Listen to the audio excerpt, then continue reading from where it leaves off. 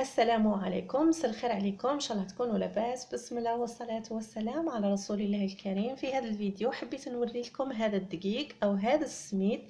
كاين اللي يقول سميد وكاين اللي يقول الدقيق.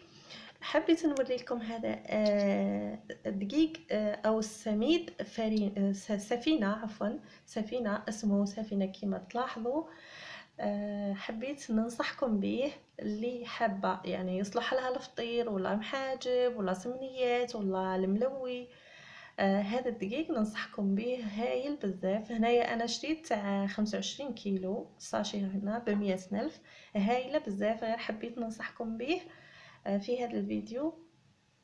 جربوه وباذن الله انا جربت به، لكن اذا عاودت نجرب به كش حاجه راح نوري لكم الدقيق، ونوري لكم يعني النتيجه نتاعو. هذا الدقيق يعني تشوفوا يعني شكل الفطير ولا سمنيات اللي نديرها ولا محاجب ولا تشوفوها في فيديو اخر ان شاء الله. حبيت هنا نوريها لكم ونوري لكم يعني الشكل تاع الدقيق كيفاش رقيق وارطب وخفيف، يعني سخف مام كي تشمخيه تعرفي باللي يصلح لفطير ولا ما يصلحش. يعني هذا راهو هايل هايل وسهل العجين، سهل العجين ماشي صعيب، سهل العجين. يعني في فترة زمنية قصيرة حتعجنيه بيان، واللي عندها عجانة خير وخير، يعني راح تعجنها مليح مليح وبسرعة.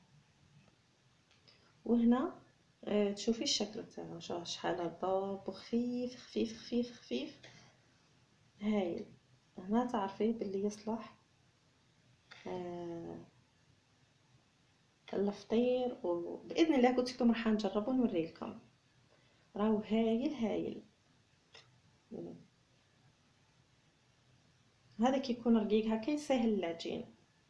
هذا هو الفيديو، والسلام عليكم ورحمة الله تعالى وبركاته في فيديو قادم إن شاء الله، وإلى الملتقى.